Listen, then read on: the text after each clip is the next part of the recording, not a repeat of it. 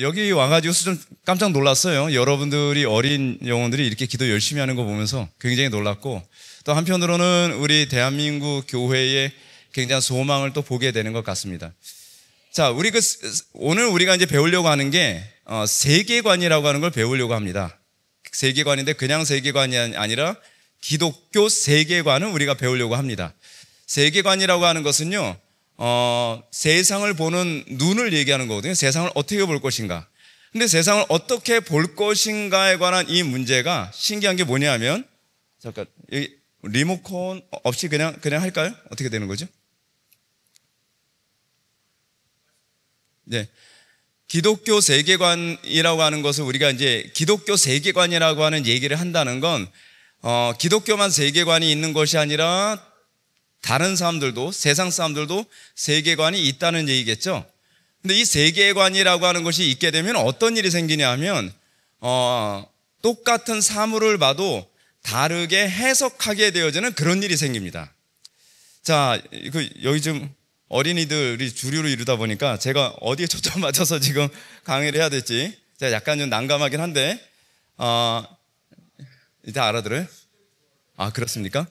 자, 여러분들 천동설, 지동설 아나요? 예, 천동설, 지동설에 관한 얘기부터 해볼게요. 자, 여러분들 지구가 도나요? 아니면은 하늘이 도나요? 지구가 돌죠.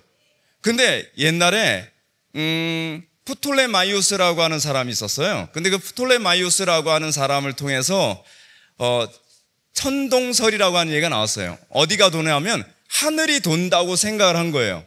근데 하늘이 돈다고 생각하는 이 생각이 얼마나 오래 갔냐 하면, 자그마치 지금부터 한 500년 전까지도 사람들은 지구가 돈다고 생각하지 않고 하늘이 돈다고 생각을 했습니다. 자, 똑같은 환경에서 똑같은 세상을 보는데 어떤 현상이 나타나냐면 서로가 해석을 다르게 하는 일이 생기기 시작한 거예요. 자, 그런데 이제 목사님이 이제 세계관이라고 하는 걸 이제 강의하다 보면 이제 이런 얘기를 좀 어려운 얘기가 좀 나오게 됩니다. 세계관이라고 하는 건 사실은 철학이라고 하는 것을 기반으로 해서 얘기가 시작이 되거든요. 근데 문제가 뭐냐면 왜 지구가 돌지 않고 하늘이 돈다라고 생각을 했냐면, 이미 사람들은 좀 어려운 얘기인데 아리스토텔레스라고 하는 사람이 지구 중심설이라고 하는 그런 주장을 했어요. 그래서 당연히 어떻게 생각을 해야 된다고 생각을 했냐면, 지구가 우주의 중심이고 그 우주의 중심인 지구를 중심으로 해서 세상이 돈다고 생각을 한 거예요. 자, 그런데 그러다가 한 16세기쯤 가서, 한 15세기쯤 가서 태양신을 숭배했었던 코페르니쿠스라고 하는 사람이 나타나기 시작을 합니다. 근데 코페르니쿠스는 태양을 우상시했던 사람이거든요. 태양을 숭배했던 사람이에요. 근데 그 사람이 태양을 중심으로 세상을 바라봐야 된다라고 생각을 하면서 지구가 어떻게 돈다고 생각을 했냐 하면 태양을 중심으로 해서 돈다고 생각을 했어요. 부분적으로는 좀 맞는 얘기죠. 부분적으로는. 근데 문제가 뭐냐면 모든 우주가 태양을 중심으로 해서 돈다고 생각을 했어요. 모든 우주가. 근데 그것이 틀렸다라고 생각한 사람이 누구였냐면, 그 이후에 요하네스 케플러나 갈릴레오 같은 사람이 역사에 등장하면서, 그 사람들은요 기독교인이었거든요. 기독교인이다 보니까 성경을 중심으로 우주를 관찰을 하는데 어떻게 이해하게 됐냐면, 아니다, 이 세상은 태양 중심으로 도는 것도 아니고 또 지구 중심으로 도는 것이 아니라 온 세상은 각자의 중력을 중심으로 해서 돈다라고 하는 그런 주장을 누가 얘기했다고요? 기독교인이 얘기하기 시작을 했어요. 기독교인이 그렇게 얘기하면서 세상을 완전히 다르게 해석하는 놀라운 변화가 나타나기 시작을 했죠. 그러니까 여러분들, 우리가 본다고 해서 다 보이는 게 아니에요. 우리는 때로는 여러분들 엄마의 사랑이 눈에 보이나요? 안 보이나요? 안 보여요. 근데 엄마의 사랑이 있어요? 없어요? 있죠.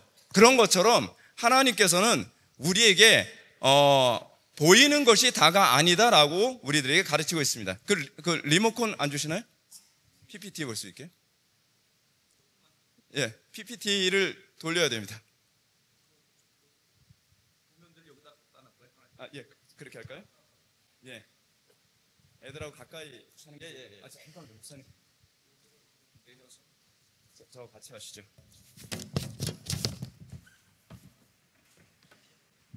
아니, 목사님 쪽으로 들으시죠. 예. 예. 예, 감사합니다. 예. 자, 리모컨 없나요? 리모컨 있어야 되는데. 자, 여러분들 그거 한번 PPT를 한번 돌려줘 보세요. 일단은요. 다음 돌려주시고요. 예, 요거 여기서부터 시작하겠습니다. 자, 여러분들 여기서 뭐가 보이나요? 아무것도 보이는 거 없죠? 네? 말씀. 예, 말씀 보이죠?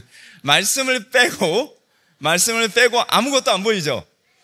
예, 아무것도 안 보여요.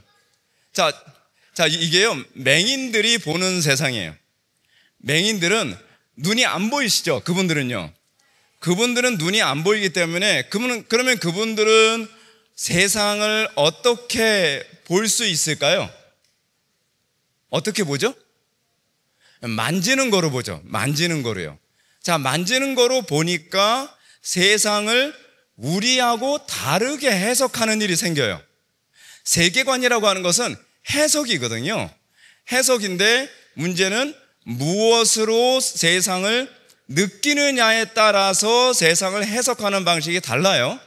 자, 그래서 다음을 한번 넘겨주시기 바랍니다. 자, 이게 지금 맹인 분들이 세상을 바라보는 방식이에요. 자, 문제는 뭐냐면 맹인들이 아무것도 보이지 않는데 더듬더듬 해가면서 코끼리 코를 딱 만졌어요. 먼저 우리 코끼리 그 상아부터 얘기합시다. 코끼리 상아를 어떤 맹인이 딱 만졌는데 그 맹인이 뭐라고 얘기하냐, 코끼리는 어떻게 생겼습니까? 라고 얘기하니까 뭐라고 얘기해요? 작살 같아, 작살. 근데 어떤 사람이 또 코끼리를 무슨 작살 같은 소리 하고 있어. 작살이 아니야. 코끼리는 마치 뱀 같아. 어딜 만진 거예요? 예, 코를 만진 거예요. 코를 만지고 꿈틀꿈틀해서 어휴, 이거 뱀 같은데? 코끼리는 뱀 같아. 뱀같이 생겼어. 근데 어떤 사람이 아닌데 나는 코끼리를 만져보니까 그게 아니던데. 그러면서 어떤 사람은 코끼리의 다리를 만졌어요. 코끼리는 기둥같이 생겼어. 어떤 사람은 배를 만져보더니 코끼리는 뭐예요? 벽처럼 생겼어.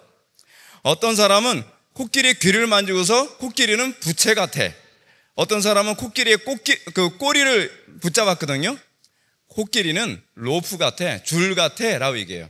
자, 여기 이 눈 안 보이시는 맹인 분들께서 말씀하신 게 맞나요? 틀리나요? 틀리죠. 근데 부분적으로는 맞나요? 틀리나요? 맞죠. 여러분, 그게요, 세상에서 가르치는 철학이에요. 세상의 철학이라는 것이 뭐냐면 하나님께서 온 우주 만물을 창조하셨는데 하나님을 모르는 사람들이 가지고 있는 특징이 뭐냐면 세상을요, 부분적으로밖에 몰라요. 인간의 지혜가 너무나 짧고 인간의 수명이 너무나 짧고 인간이 볼 수 있는 안목이 너무 좁다 보니까 하나님께서 보여주신 영역만 더듬더듬 만져서 플라톤주의가 오라, 아리스토텔레스주의가 오라, 신플라톤주의가 오라, 칸트주의가 오라, 헤겔주의가 오라, 뭐 이런 식으로 얘기를 하기 시작을 한 거예요. 근데 이제 문제가 뭐냐면 부분적으로 옳다는 게 문제예요.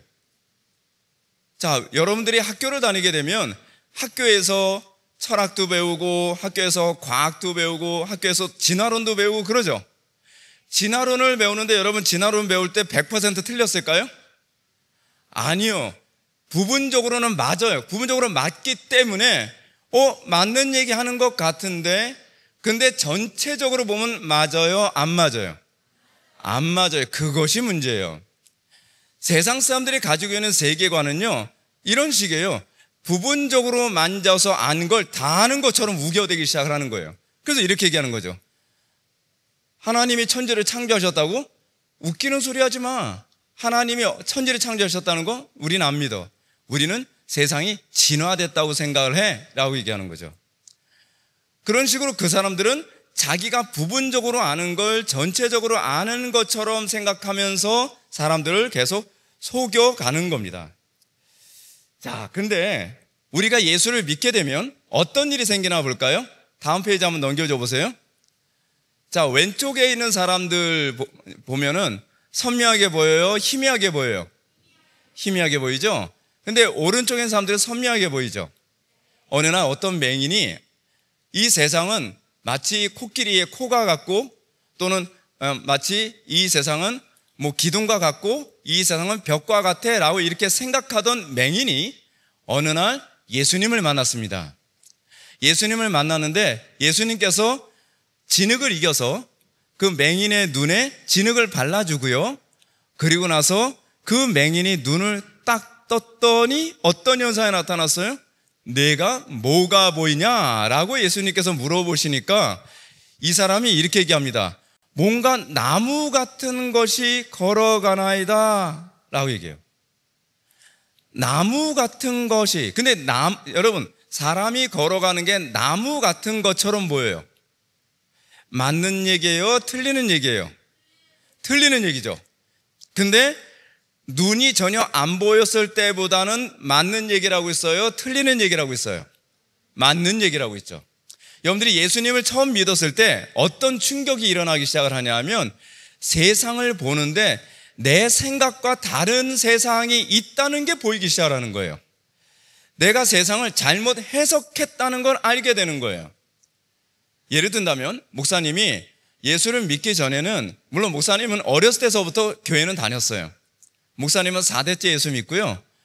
그리고 우리 아버님은 목사님이셨고, 그리고 정말 좋은, 그 기독교 신앙에서는 정말 좋은 집안에서 자라는데, 목사님 회심한 거는 이제 거듭나게 된 건 한 20살 때쯤에 거듭나게 됐어요. 근데 그 이전에는 세상은 어떻게 사는 것이 옳다고 생각을 했냐면 무조건 행복하게 사는 게 옳다고 생각을 했어요. 근데 예수님을 만나고 나서 알게 된 게 뭐냐면 다른 세상이 있다는 게 보이기 시작을 하는 거예요. 근데 처음에 은혜 받았을 때 나타나는 현상이 뭐냐면요, 하나님께서 보여주는 세상이 선명하게 보이지가 않아요. 성경을 배워야 선명하게 보이거든요. 목사님 같은 분들에게 열심히 성경을 배워야 되는 이유가 뭐냐면, 처음에 거듭나고 은혜를 받아서 내가 믿음이 딱 생겼는데 세상을 보는 게 희미하게 보여요. 뭔가 알 것 같은데 뭔가 희미한 것 같아요. 뭔가 세상의 철학, 내가 대학교에서 배운 것, 내가 여러 책에서 본 것, 또는 진화론 이런 것이 뭔가 틀린 것 같다라는 것은 뭔가 알 것 같은데 희미하게 보이죠. 희미하게 보여요. 그래서 목사님 같은 분들이 필요하신 거거든요. 근데 목사님이 이런 부분을 설명해 주시고 가르쳐 주면서 그 믿음이 점점 강화되면 어떤 현상이 나타나냐 하면 선명하게 보이죠. 그래서 이렇게 얘기합니다. 쳐다보면 이르되 사람들이 보이나이다. 나무 같은 것들이 걸어가는 것을 보나이다 하거늘 이에 그 눈에 다시 안수하심에 그가 주목하여 보더니, 그리고 나서 어떻게 해요? 모든 것을 밝히 보는지라. 우리가 성경을 배워야 되는 이유가 뭐냐면, 성경을 배운 사람들은 성경을 모르는 사람들과 완전히 다르게 보게 됩니다. 하나님을 모르는 사람, 성경을 모르는 사람, 믿음이 없는 사람들은요, 사실은 예수님께서 말씀하신 것처럼, 마태복음 13장에서 말씀하신 것처럼 저희는 보기는 보지만 보지 못하고 듣기는 듣지만 듣지 못하는 사람들이에요. 세상 사람들은 맹인이 돼가지고서요, 마치 과학을 연구해서 세상이 다 진화된 것처럼 얘기하고, 세상 사람들은 맹인이 된 것처럼 얘기하면서 사실은 실제로 알지도 못하는데 아는 것처럼 얘기를 해요. 목사님이 이제 세계관을 강의를 하다 보니까 목사님한테 이제 이 세계관과 관련된 질문하러 오는 청년들이나 그런 전사님들 이런 분들이 꽤 되거든요. 근데 그런 분들 중에서 이제 저한테 질문하러 오는 사람 중에 하나가 이제 과학고 애들이 이제 질문하러 오고 그럽니다. 그건 뭐냐 하면 여러분들 약간 어렵긴 하겠지만 진화론에 관한 문제라든지 양자역학에 관한 그런 문제에 관해서 기독교 세계관의 관점에서 설명을 해달라고 해요. 그럼 이제 목사님이 설명을 해주거든요. 그것이 왜 틀렸는지. 근데 우리가 좀 이따 이제 보게 될 텐데, 그게 오늘날 여러분들이 학교에서 배우는 모든 것들이, 그리고 대학에서 배우는 모든 것들이 사실은 그리스 로마 신화를 기반으로 해서 그리스 로마 신화라고 하는 관점으로 세상을 다 보도록 그렇게 훈련을 시켰기 때문에 그래요. 근데 여러분들이 의식을 못해서 그래요. 좀 이따 제가 설명해 드리면 굉장히 쇼킹하게 될 겁니다. 자, 한번 이 얘기를 한번 해봅시다. 한번 화면 한번 돌려봐 주시겠어요? 다음 돌려주시고요. 다음 한번 돌려주세요. 자, 지금 여러분들은 똑같은 그림을 보고 있어요. 이 그림이 뭐냐면 미켈란젤로의 천지창조 그림이잖아요. 근데 이렇게 하나님하고, 이거 사실은 이제 좀 이따 이제 보겠지만 하나님 아닙니다. 하나님과 아담이 딱 이루고 있어요. 그렇죠? 이루고 있는데, 자 봐요. 똑같은 그림인데 빨간색 선글라스 쓰고서 보니까 다 뭐로 보여요? 빨갛게 보여요. 파란색 선글라스를 끼고 보니까 어떻게 보여요? 파란색으로 보여요. 자, 이제 제가 정치적인 얘기만 잠깐 할게요. 이제 정치적으로 이제 레프트, 그러니까 좌익 쪽에 있는 사람들은 세상을 보면 뭐든 다 빨갛게 해석을 해요. 그렇죠? 이거 굉장히 강렬하네. 근데 또 우파 쪽에 있는 사람은요, 세상을 모든 걸 다 이렇게 파랗게 해석을 해요. 자, 어느 쪽이 옳을까요? 양쪽 다 틀렸어요. 우리 기독교는 어떻게 보냐면 색깔이 없는 거로 봐요. 우리는 오리지널 색깔로 보는 거예요. 이제 간혹 가다가 사람들이 이렇게 얘기합니다. 우리 교회에서도 사실은 정치관을 가르치거든요. 성경적 정치관을 한 석 달인가 넉 달 동안을 가르쳤어요. 근데 이걸 가르치면서 목사님이 의도하는 바는 뭐냐면 좌파가 되느냐 우파가 되느냐가 아니라 양파가 되느냐에 관한 문제. 성경적으로 세상을, 그러니까 색깔을 빼고 보라는 거예요. 하나님께서 본래 집어넣으신 색깔로 봐야 되잖아요. 그것이 바로 우리 그리스도인들이 세상을 바라보는 방식이에요. 자, 근데 그것을 우린 뭐라고 얘기하냐면 색깔을 넣고 보는 걸 이념이라고 얘기해요. 우린 이념으로 세상을 바라보지 않고요, 우리는 성경으로 세상을 바라봅니다. 자, 그 다음 이미지 한번 보실까요? 이게 오늘 목사님이 얘기하려고 하는 핵심 부분인데, 왼쪽 그림을 보면 하나님이 흐리게 보이고 사람이 선명하게 보이죠. 한쪽을 보게 되면은 사람은 희미하게 보이고 하나님이 선명하게 보이죠. 자, 이거 뭘 표현한 거냐면 왼쪽에 있는 건 인본주의고요, 오른쪽에 있는 것은 신본주의를 얘기하는 겁니다. 사람 중심으로 세상을 바라보게 되면 세상은 하나님을 자기 멋대로 해석을 해요. 그리고 하나님 중심으로 세상을 보게 됐을 때 사람이 올바로 해석이 되죠. 자, 그것이 율법이 그래요. 자, 여러분들 이제 이런 얘기 많이 해요. 동성애자들도 서로 사랑하자고 하는데 뭐가 문제예요? 라고 얘기하죠. 성경이 우리 보고 사랑하라고 했잖아요? 라고 얘기를 해요. 자, 그런데 성경은요, 사랑을 어떤 관점에서 가르치냐면 하나님의 관점에서 사랑을 보라고 얘기하고 있어요. 그런데 사람의 관점에서 사랑을 보게 되면 하나님을 다 틀어버려요. 하나님은 죄를 다 용납하시는 분처럼 보이시고, 하나님은 무질서에도 무조건 사랑하면 다 관용해주고 다 포용해주시는 하나님으로 다 틀어버리는 거죠. 그래서 사람이 모든 걸 해석하는 중심이 되면 안 되고요, 하나님이 모든 것을 해석하는 중심이 되어야 된다라고 했을 때 그것이 바로 신본주의를 의미합니다. 자, 재미있는 또 하나 장면 하나 보여드릴게요. 자, 그 다음이요. 여러분, 여기서 무엇이 보이나요? 그러니까 이렇게 할게요. 자, 그 질문을 딱 둘로 나눌게요. 진화가 보여요? 창조가 보여요? 창조가 보여요? 대단합니다. 대단해요. 근데 여러분, 안 믿는 사람들은요, 또는 공부 많이 했다고 하고 막 박사도 되고 막 그런 분들은 뭐라 하냐면, 자, 봐, 이거 보면은 진화가 보이잖아. 근데 목사님이 그랜드 캐니언을 한번 갔다 와봤거든요. 그랜드 캐니언을 갔다 오고 나면요, 대부분 본 사람들이 뭐라 하냐면 하나님의 위대하심이 보인대요. 근데 진화론이라고 하는 선글라스를 딱 쓰고 보는 사람은 뭘 봐도 진화론으로 보여지는 거예요. 그러니까 여러분들이 예수를 믿는다고 했을 때에 여러분들은 세상을 바라보고 해석하는 데 있어서 여러분들이 항상 세상적인 색깔을 빼고 성경이 가르치는 관점으로 세상을 버릇해야 된다는 겁니다. 자, 재미있는 그림 또 하나 보여드릴게요. 그 다음 그림 한번 보여주세요. 자, 이걸 이제 비트겐슈타인의 토끼 오리 그림이라고요. 이게 철학에서 굉장히 유명한 그림입니다. 자, 목사님 질문할게요. 자, 오리로 보이는 사람 손 들어봐요. 오리로 보이는 사람. 네, 목사님도 오리로 보이세요? 자, 그럼 토끼로 보이는 사람 손 들어보세요. 자, 신기하게 토끼로 보이는 사람은 숫자 항상 적어요. 근데 여러분, 목사님이 지금요, 어떻게 보이나요? 라고 질문을 했죠? 이거 질문 틀린 거예요. 질문 자체가 틀린 겁니다. 이게 뭐냐면, 이게 소위, 철학에서 얘기하는 상대주의의 질문이거든요. 여러분, 이렇게 목사님 질문할게요. 토끼이면서 동시에 오리일 수 있는 동물이 있나요? 없나요? 없죠. 그러면 오리이면서 동시에 토끼일 수 있는 동물이 있나요? 없나요? 없죠. 그러면 정확한 질문은 뭐냐면 토끼일까요? 오리일까요? 오리예요? 자, 목사님 설명할게요. 잘 봐요, 잘 봐. 얘 굉장히 진지해, 지금.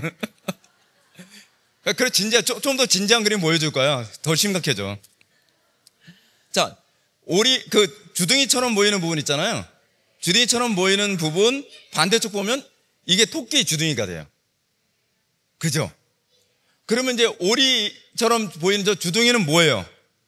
토끼 귀가 되는 거죠?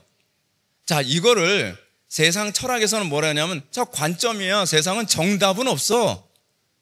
세상에서 보는 게 이런 거예요. 정답은 없어. 토끼를 보면 토끼가 맞는 거고, 오리를 보면 오리가 맞는 거야. 라고 얘기해요. 근데 여러분, 토끼로 보면 토끼가 되고, 오리로 보면 오리가 된다라고 하는 말이 맞을까요? 자, 근데 이것이 오늘날 세계관을 어떻게 뒤집어 엎었냐면, 이게 이제 제가 철학적으로 좀 어려운 얘기를 할게요. 사르트르라고 하는 철학자가 있는데, 소위 본질이 보는 것을, 갑자기 그 표현을 제가 까먹었는데, 소위 보이는 것이 본질보다 앞선다라는 얘기를 하는 거예요. 자, 그렇다고 한다면, 요즘엔 그런 거죠. 이 사람이 남자냐, 여자냐는 별로 중요하지 않아요. 남자로 보이느냐, 여자로 보이느냐가 요즘 중요한 시대에 살고 있죠. 그쵸? 근데 이게 철학 때문에 그래요. 남자면 남자고 여자면 여자죠. 예를 들어서 남자가요, 머리띠 메고 치마 입었다고 해서 여자가 되나요? 안 돼요. 안 돼. 근데 세상은 머리에 띠 메고 또 치마 입고 그리고 스카프, 립스틱 칠하고 화장을 하면 여자가 된다는 식으로 세상을 바꿔가는 거예요. 근데 그걸 그렇게 사람들을 설득하기 위해서 나온 게 이거예요. 이 그림이 그런 식으로 만들어진 거예요. 실제로요, 오리면서 토끼일 수는 없고요, 토끼면서 오리일 수는 없어요. 다시 얘기된다면 남자이면서 여자일 수는 없고요, 여자이면서 남자일 수는 없어요. 근데 이제 문제가 뭐냐면 철학적 질문을 하는 사람들이 이렇게 얘기합니다. 절대주의에 빠지지 않도록, 절대 오름이라고 하는 진리를 추구하지 않도록 하기 위해서 질문은 어떻게 던지냐면 어떻게 보이나요? 라는 질문으로서 사람들을 설득해 나가는 거예요.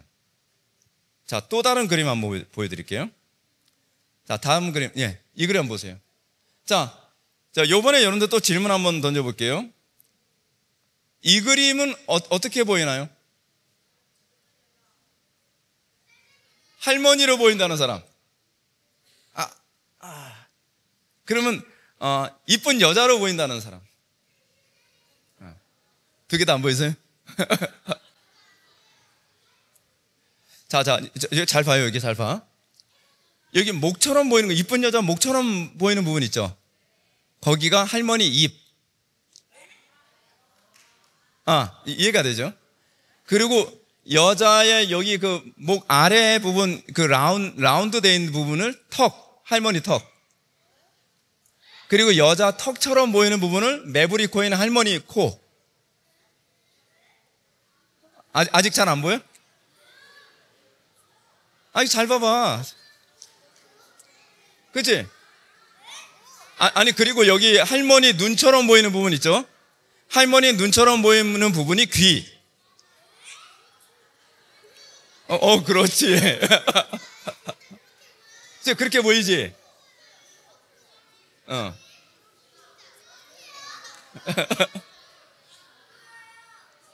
아무것도 안 보여요?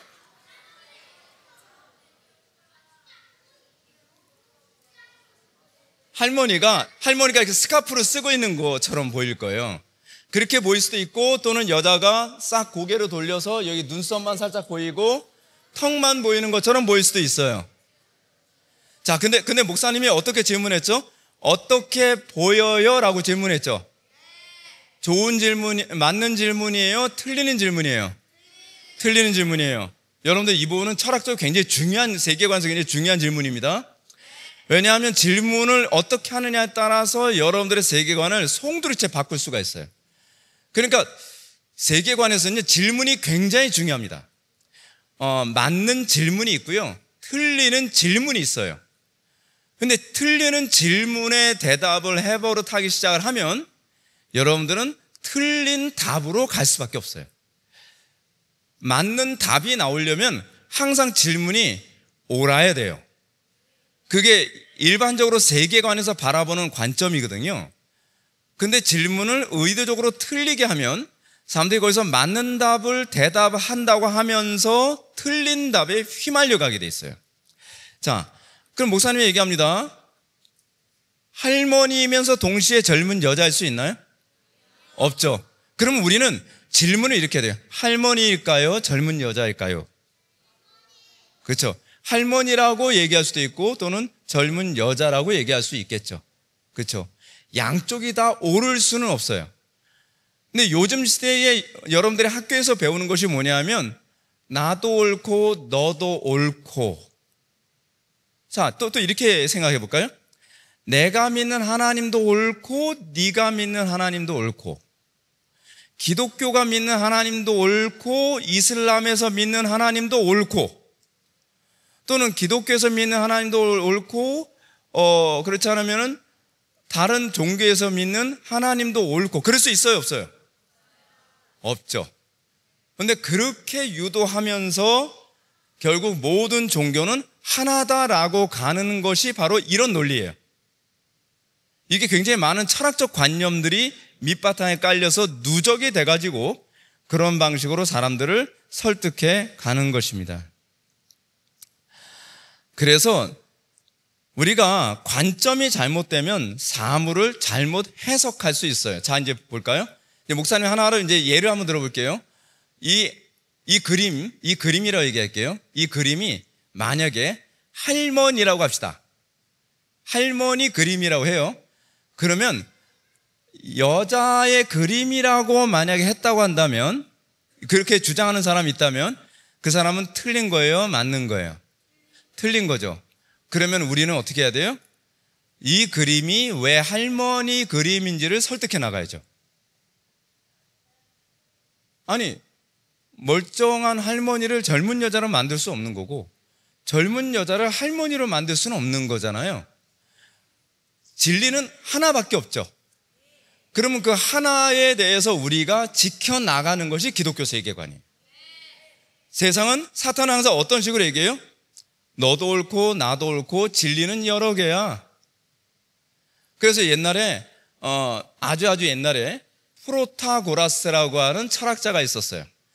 근데 프로타고라스라고 하는 철학자는 뭐라고 얘기하냐면, 인간은 만물의 척도다라는 말을 했어요.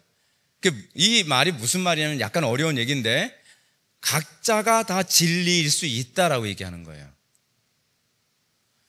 예를 들어서 여러분, 저 그림을 보고서 어떤 사람이 나는 여자로 보인다, 나는 할머니로 보인다 라고 하는 주장이 있다고 한다면, 양쪽이 다 틀릴 수는 있지만 양쪽이 다 옳을 수는 없죠. 그런데 세상은 자꾸 어떤 식으로 가르치냐면, 양쪽이 다 오를 수 있어. 싸우지 마라고 얘기한단 말이에요. 이게 바로 세상 세계관의 모습이에요. 그래서 다음 그 화면 또요. 자, 세상은 어떤 식으로 주로 우리한테 질문을 던지냐면, 여러분들도 학교에서 주로 이런 질문을 여러분들이 의식을 못해서 그렇지 많이 받게 돼요. 뭐냐 하면, 어떻게 보이나요? 라는 질문을 주로 많이 받게 돼요. 세상이 어떻게 보여요? 그리고 여러분들의 가정은 어떻게 보여요? 뭐 이런 식으로 얘기를 해요. 근데 기독교는 질문을 어떻게 하냐면, 그 앞에 있는 그림은 무엇일까요? 하나의 답이 나오는 질문을 해요. 하나의 답이 나오는 질문. 하나의 답이 나오는 질문이라고 한다면 하나 이외에는 다 틀린 대답이 되겠죠. 왜냐하면 진리는 하나니까. 그것이 기독교 세계관이 가지고 있는 또는 질문을 던지는 방식입니다.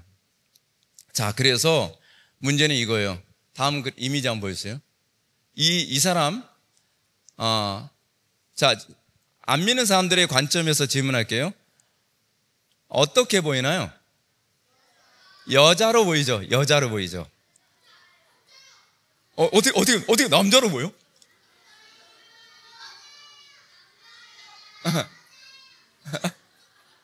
자, 이 사람은 원래 남자로 태어난 남자예요. 하리수라고 하는 사람인데, 자기가 여자가 되고 싶다고 머리도 저렇게 염색하고 기르고 립스틱도 칠하고 화장도 하고 치마도 입고 그렇게 다니는 거예요. 자, 근데 남자가 저렇게 했다고 해서 여자가 될 수 있어요? 없어요? 없어요. 절대로 없어요. 근데 이제 세상은 어떻게 보냐, 야, 여자처럼 보이니까 여자라고 해주자 라고 자꾸 우리한테 강요를 하죠. 근데 여자처럼 보인다고 해서 남자가 여자 되는 게 아니잖아요. 자, 이게 얼마나 심각한 문제냐면 이런 거예요. 하늘에 태양이 있어요. 하늘에 태양이 떠 있잖아요. 그죠? 근데 어떤 사람이, 권력이 많은 사람이 뭐라 그러냐면, 야, 저거는 달이야 라고 얘기하는 거예요. 그럼 화나요? 안 나요? 화나죠. 아니, 태양 보고 달이라고 얘기하잖아요. 그러니까 어떤 사람이 얘기하면, 저는 그거 아무리 봐도 태양인데요? 라고 얘기하니까 뭐라 하냐면, 야, 쟤 감옥에 집어넣어. 그게 미국에서 일어나는 일이에요. 미국에서 어떤 사람이 그 여장을 하고 있는 남자 보고, 당신 남자잖아요 라고 얘기했기 때문에 감옥이 들어가는 일이 생겨요.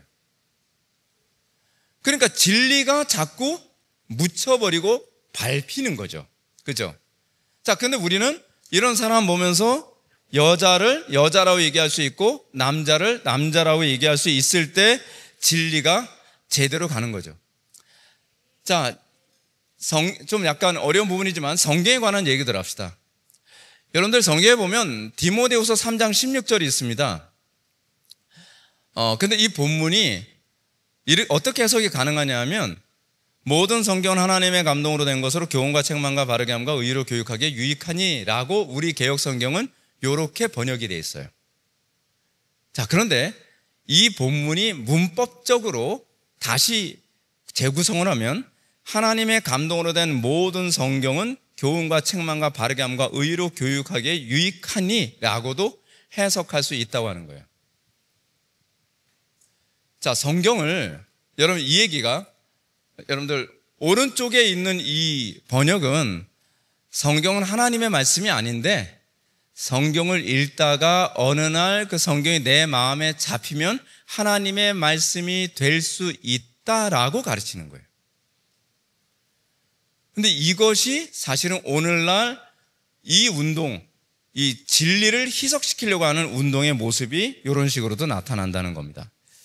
자, 근데 중요한 게 뭐냐면, 세계관을 규정하는 게 과연 뭔가라고 했을 때, 그 다음에요, 그거는요, 신관인가, 하나님을 어떻게 이해하느냐에 따라서 세계관이 결정돼요.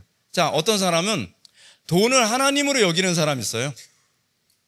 돈이 세상을 다 살고 죽는 걸 다 돈이 결정한다고 믿는 사람 있죠? 또 어떤 사람은 권력이 하나님이라고 생각하는 사람이 있어요. 어떤 사람은 행복이 하나님이라고 생각하는 사람이 있어요. 그러면 세상을 어떤 식으로 해석을 하죠? 돈을 중심으로 해석을 하는 사람. 돈이 하나님이라고 믿는 사람인 거예요. 야, 그 가난해봐야 다 소용없어. 돈 벌어야 돼, 돈. 돈. 그래서 돈을 계속 노래하듯이 애들한테 막, 그쵸? 돈 벌어야 돼. 막. 그럼 모든 게 다 뭐로 보이죠? 돈으로 보이는 거죠. 하다못해 마이크, 저거 얼마짜리지? 모든 걸 그렇게 보여.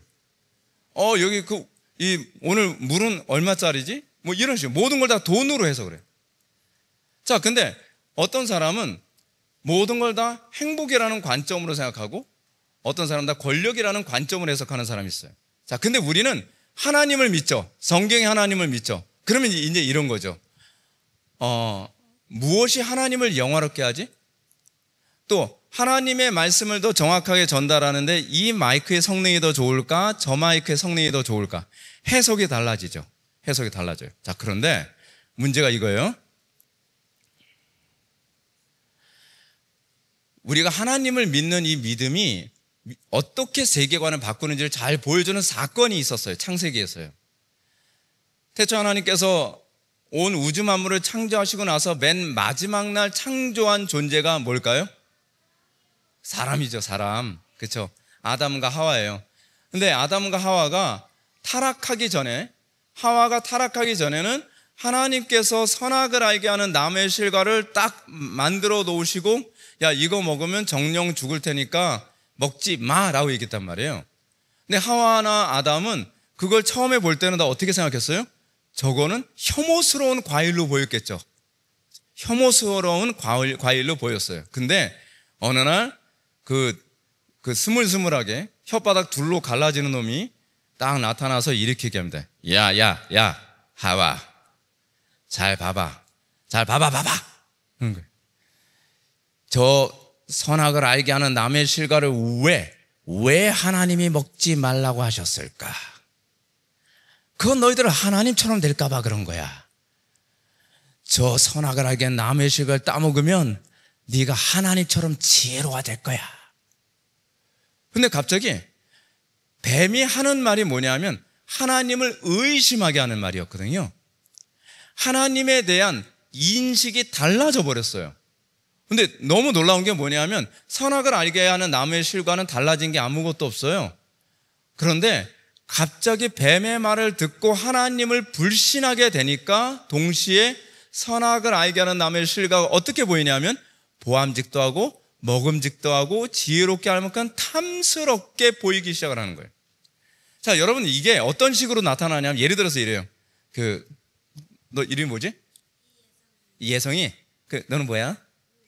우현우. 그러니까 예성이가 현우한테 뭐라 하냐면, 야, 이 친구 겉보니 착해 보이지? 나쁜 놈이야, 나쁜 놈.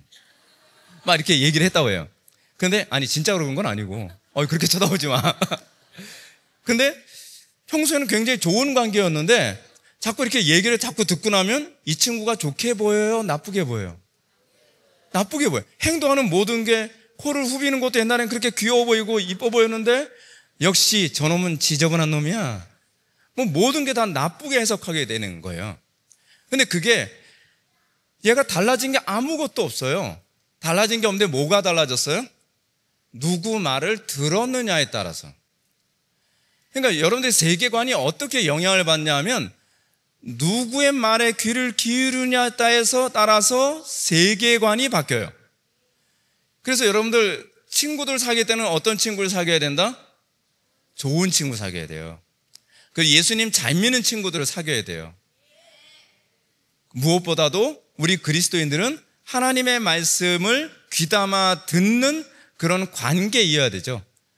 어떤 친구가 목사님 교회에 이런 자매가 있어요. 아주 독실한 불교 신자였던 자매가 있거든요. 근데 아주 독실했던 자매예요. 제가 세계관을 이렇게 강사하다 보니까 불교 교리에 대해서 굉장히 잘하는 편이거든요. 근데 불교 교리에 대해서 얘기를 하면 이 교리적 토론이 가능해요. 그래서 야, 저렇게 불교 교리 잘하는 사람 처음 봤네 싶을 정도로 굉장히 불교 교리 잘 알아요. 근데 이 자매가 그럴 수밖에 없었던 게 뭐였냐면 이 자매는 목동의 영어학원 강사 출신이거든요. 근데 아침에 자는 것도 굉장히 힘들어서 거의 불면증으로 살다가 아침에 자고 일어나면은 이 회사 학원에 출근하러 가는 것이 맨날 지옥이에요. 근데 이런 거죠. 세상을 바라보잖아요. 도대체 꽃이 왜 이쁘다는 거지? 세상이 아름답게 해석이 안 돼요. 새가 지저귀는 소리 들으면 시끄럽다고 생각을 해요. 그리고 돈 버는 것도 그냥 먹고 살아야 되니까 억지로 돈을 벌고 그렇게 허무하게 살다가 너무 괴로우니까 맨날 불면증에 시달리고 그랬어요. 그러다 어느 날 이 자매가 전도를 받았어요. 전도를 받아서 우리 교회 오게 됐습니다. 우리 교회 왔는데 이제 위치로 따지면 저쪽 이제 왼쪽에 뒤쪽에 딱 앉았어요. 앉았는데 그 자매가 와서 예배 드리자마자 눈물을 하염없이 쏟는 거예요. 하염없이 쏟아요. 근데 그리고 나서 그날 예배 때 제가 보기엔 그때 회심한 것 같아요. 근데 그리고 난 다음에 이 자매가 뭐라 하냐면 저한테 이런 얘기를 하는 거예요. 목사님, 신기한 일이 생겼습니다 하는 거예요. 뭔데요? 그랬더니 세상이 아름답게 보이기 시작합니다. 잠도 굉장히 푹 자게 되게 됐고요. 사람들과의 관계도 다 좋아졌다는 거예요. 아니, 세상은 달라진 게 없어요. 누가 달라졌죠? 자기가 달라졌죠. 예수님을 믿고 나니까 세상을 해석하는 게 달라진 겁니다. 예수님을 믿었다는 건요, 하나님을 알게 됐다는 것이고, 마치 이렇게 되는 거죠. 하나님을 알고 난 다음에 생명나무 실과가 더 아름답게 보이고 선악을 알게 하는 나무의 실과는 혐오스럽게 보이는 것처럼 안목이 정상으로 돌아온 거예요. 그게 바로 세계관입니다. 자, 근데 이제 목사님이 아주 심각한 얘기를 해줄 거예요. 뭐냐면 그리스 로마 신화가 어떻게 중세 로마 가톨릭 안에 들어왔는가를 이제 설명할 겁니다. 자, 여러분들께 양쪽 두 개 그림이 있죠? 그림을 딱 보게 되면은 뭐 포즈가 되게 비슷해 보이지 않나요? 근데 여러분, 이 포즈가 비슷한 게 이유가 있어요. 제가 이제 중세 로마 가톨릭이 되기 이전의 시대를 먼저 얘기할게요. AD 1세기 때 예수님이 오셨죠. 예수님이 이 땅에 오셔서 복음을 증거하시고 사도들이 그리스 또는 저 소아시아 지역 전체를 돌아다니면서 복음을 전했습니다. 복음을 쭉 전했어요. 근데 그 당시에 소아시아 지역이라든지 그리스, 또 마케도니아 이런 지역 사람들이 주로 섬겼던 신이 이거였어요. 그리고 로마 사람들은 그리스 로마 신화라고 얘기하잖아요. 그리스 신화라고 얘기하지 않고 그리스 로마 신화라고 얘기하는 게 로마인들도 그리스인들과 동일한 신을 섬겼기 때문에 그래요. 근데 AD 313년에 콘스탄티누스 대제에 의해서 로마가 기독교를 공인하기 시작을 합니다. 그러면서 그리스의 신들이 어디로 들어와요? 기독교 안으로 들어왔어요.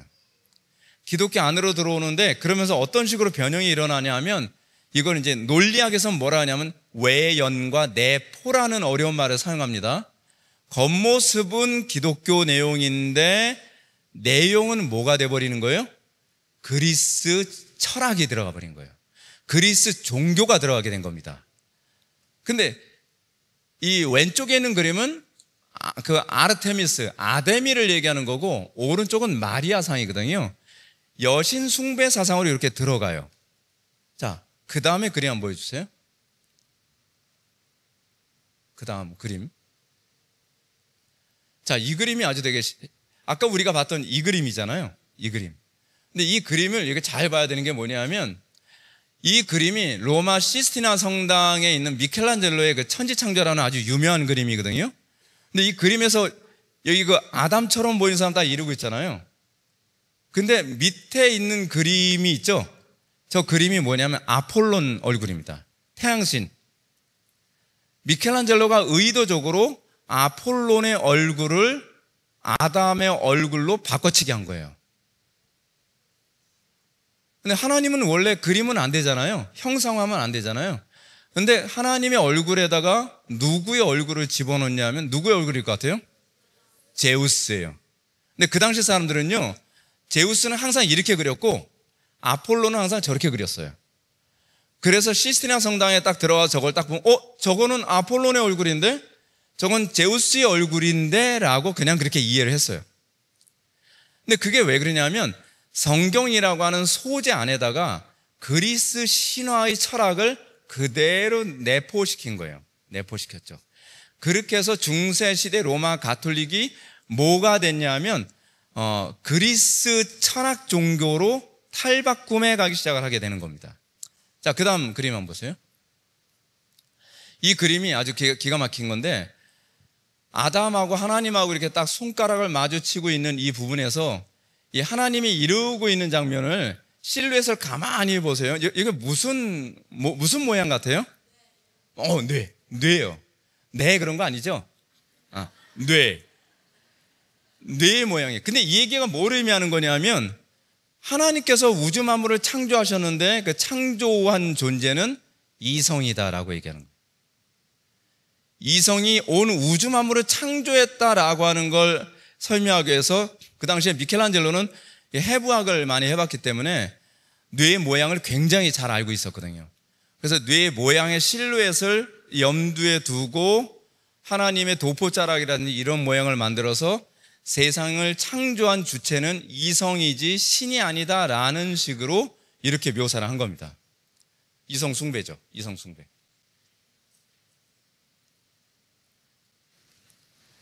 자, 그 다음에 시스티나 성당에 딱 들어가게 되면 이래요.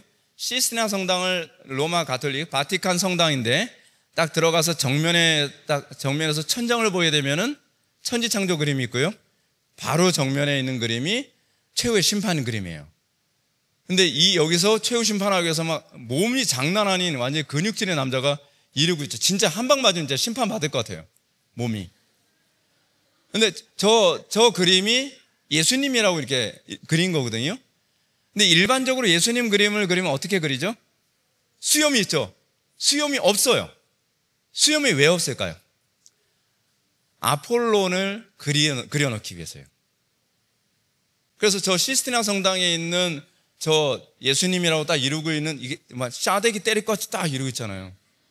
근데 그 얼굴에다가 아폴론의 얼굴을 집어넣어서 기독교를 어떻게 시켜버린 거예요? 그리스 종교화 시켜버린 겁니다. 여러분, 이게 세계관이에요. 세계관.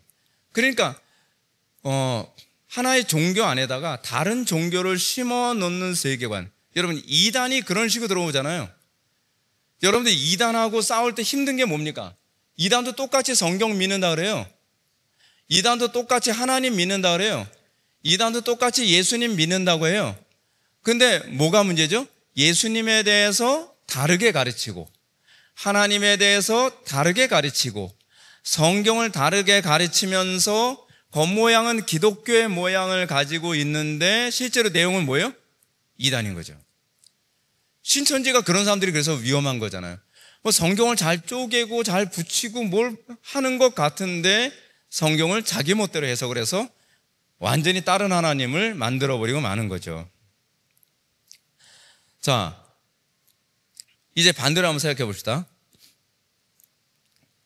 바울이 예수님을 구주로 영접하기 이전에는요, 기독교를 엄청나게 박해를 했어요. 기독교를 박해한 이유가 뭔지 알아요? 유대인이었던 바울의 입장에서 봤을 때는 기독교는 이단이었기 때문에 그래요. 근데 바울이 그렇게 볼 수밖에 없었던 것이 뭐냐 하면, 제가 아까 말씀드렸죠, 하나님을 해석하는 데 있어서 유대교의 관점으로 하나님을 해석했기 때문에 예수님이 하나님이 되면 안 된다고 생각하는 거예요.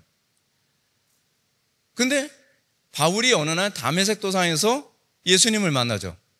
사울아 사울아, 네가 어찌하여 나를 박해하느냐 라고 하면서 사도 바울이 예수님을 만나고 나서 눈에서 비늘 같은 것이 떨어지고, 그 뭐죠?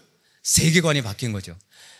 성경을 보는 안목, 세상을 보는 안목, 하나님을 바라보는 안목의 변화가 일어나고 그러자 보니까 어떤 현상이 나타나요? 아, 기독교에서 얘기하는 그리스도가 참 하나님이시고 참 메시아구나 라고 하는 걸 눈을 뜨게 된 겁니다. 눈을 뜨게 된 거예요. 그래서 낸시 피어시라는 사람은 이런 얘기합니다. 우리의 삶은 우리가 예배하는 신, 성경의 하나님이든 그 밖에 다른 신이든에 의해 그 모양이 결정된다. 자, 이 얘기가 무슨 얘기냐면, 여러분들 예수 믿는다고 하면서도 도덕적으로 이상하게 사는 사람 있죠. 예수 믿는다고 하면서도 교회 안에서 복의 근원이 되는 것이 아니라 교회에 분쟁케 되고, 교회에서 어려움을 주는 사람 있죠. 그런 사람이 있다고 한다면 가장 첫 번째로 점검해야 되는 게 뭐냐면 저 사람은 하나님을 어떻게 이해하기 때문에 그런 것이지? 라고 하는 거예요. 그러니까 여러분들의 삶을 결정하는 건 여러분들이 하나님을 어떻게 이해하고 있느냐가 여러분들의 삶을 결정해요. 제가 은혜 받기 전에는요, 저는 어떻게 이해를 했냐 하면 제가 돈으로 봉사 많이 하면 하나님께서 부자가 되게 해주시고 몸으로 봉사 많이 하면 하나님께서 저에게 건강을 주신다고 저는 그렇게 믿었어요. 그런데 돈으로 많이 봉사했더니 가난해지고요, 몸으로 많이 봉사했더니 자꾸 몸에 병만 생기더라고요. 이게 뭐지? 근데 뭐가 문제죠? 제가 하나님하고 딜을 하려고 했던 거예요. 내가 이만큼 뿌렸으니까 당신은 그만큼 뭘 줘야 되는 것 아니에요. 근데 저는 제가 아는 하나님은 그런 하나님이라고 생각을 했던 거죠. 그 무슨 얘기죠? 내가 하나님을 어떻게 이해하느냐에 따라서 나의 윤리와 도덕과 나의 라이프 스타일이 그렇게 결정되고 그렇게 나오게 된다는 겁니다. 그래서 여러분들의 삶을 뒤돌아보면 나는 하나님을 과연 어떻게 이해하고 있는가라고 하는 걸 좀 생각을 해봐야만 합니다. 자, 종교가 가지고 있는 두 가지 특징 잠깐만 보여줄게요. 여러분들이 예수를 믿으면 구원받는 거 믿죠? 예, 예수 믿으면 구원받습니다. 근데 예수 믿고 구원받는 게 전부가 아니에요. 예수 믿고 구원받고 난 다음에는 그 다음엔 세상의 복의 근원으로 살아가는 겁니다. 하나님께서 여러분들을 복의 근원으로 살아가라고 구원하신 거예요. 단순히 천당만 가게 하기 위해서 여러분들을 구원하신 거라면 예수 믿자마자 딱 죽어야죠. 근데 하나님께서 예수 믿고 나서 곧바로 안 데려가시는 이유가 뭐예요? 이 땅에서 하나님의 영광 위에 헌신하며 살라고 하나님께서 그렇게 생명을 보존해 주시는 거거든요. 네. 자, 그래서 우리가 여기서 이제 몇 가지만 얘기해야 되는 게 이겁니다. 우린 문화라는 거에 살고 있습니다. 자, 이게 문화란 무엇인가? 그래서 우리가 이제 여러분 창세기에 보게 되면 하나님께서 아담에게 세상을 경작하고 또 지키라라고 말씀하셨는데요. 그래서 경작이라고 하는 그 단어가 히브리어로 아바드라고 하는 단어를 사용하는데 그 단어의 의미는 뭐냐면 예배라는 의미예요. 그럼 하나님께서 아담을 뭐하라고 창조하신 거예요? 하나님을 예배하라고. 그 예배하는 거라면 이건 뭐예요? 맨날 예배당 와서 설교 듣는 게 예배일까요? 아니죠. 이 예배라고 하는 말은요, 창세기에서 경작이라는 의미로 쓰인 것처럼 하나님 말씀을 듣고 삶 속에서 순종하는 삶 전체가 예배예요. 그러니까 만약에 우리가 여러분들 이제 죽어서 천당 가면 천당에서 뭐 할까요? 천당 가면 맨날 뭐 판타가 흐르는 그 강에서 맨날 판타 퍼마시고, 그리고 막 그 과자로 만들어진 집에 초콜릿 집은 곳에 맨날 초콜릿 입이 썩도록 막 초콜릿 먹고 과자 먹고 환타 마시면서 그렇게 사는 곳일까요? 천당 가면 맨날 놀까요? 아니에요. 천당 가서 하는 일이 뭐냐면 예배하며 사는 거예요.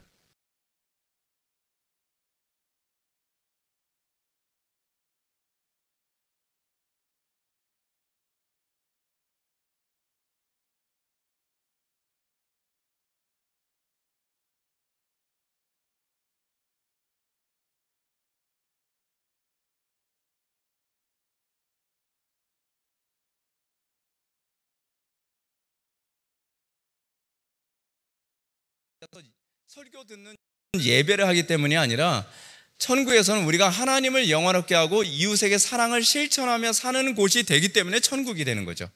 그렇죠? 자, 그게 예배인데, 그러면 그렇게 서로 사랑하면서 예배하는 삶을 살게 되면 어떤 현상이 나타나냐 하면 문화라는 게 생겨요.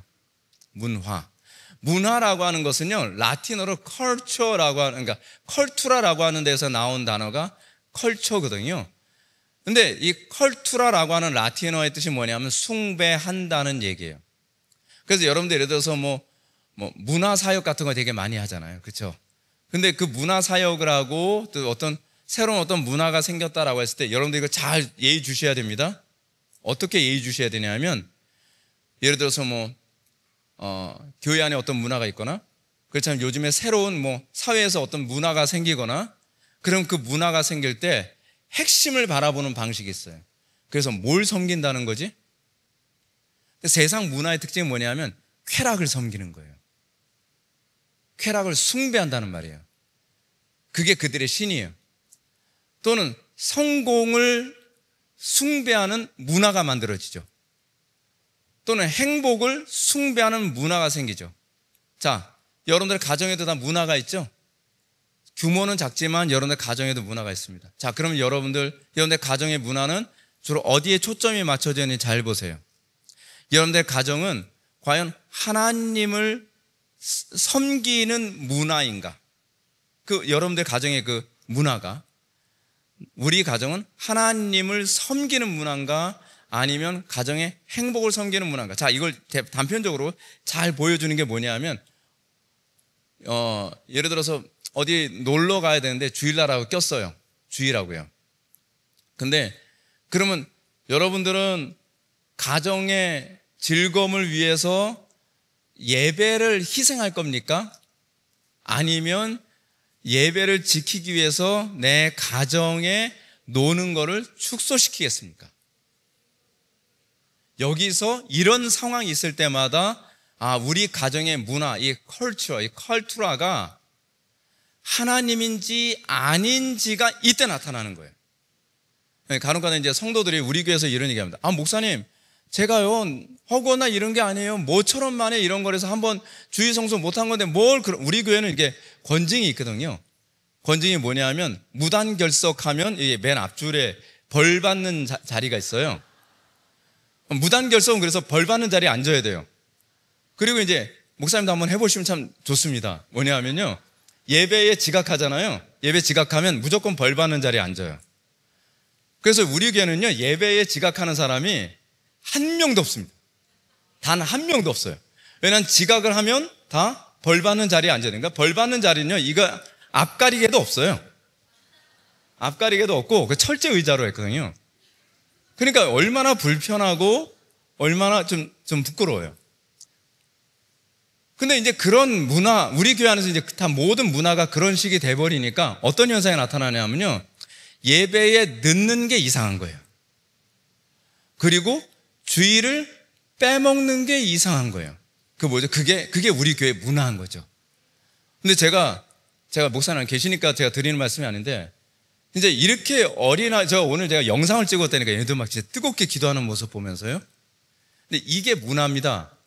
하나님을 섬기는 문화가 있기 때문에 가능. 그래서 제가 오늘 시작하기 전에 제가 되게 감사했던 게 뭐냐면, 아직까지 그래도 이렇게 주일학교애들 이렇게 기도하게 하시는 그런 교회가 있구나. 그리고 또 이렇게 세계관책도 일으켰다면서요. 이게 엄청난 교회입니다, 진짜. 제가 장로교지만 뿌리는 저는 성결교거든요. 그리고 우리 아버지는 이제 감리교 쪽이시고, 그러다 보니까 제가 이쪽 감리교에 제가 굉장히 관심이 많아요. 그래서 정말 너무 귀한 교회다라고 생각이 듭니다. 이 예배에 관해서 사도 바울이 뭐라고 얘기하냐면, 너희를 권하노니 너희 몸을 하나님이 기뻐하시는 거룩한 산 제물로 드리라. 이는 너희가 드릴 영적 예배니라. 예배가 뭐예요? 내 삶을 항상 하나님 말씀 앞에서 희생하며 살아가는 것.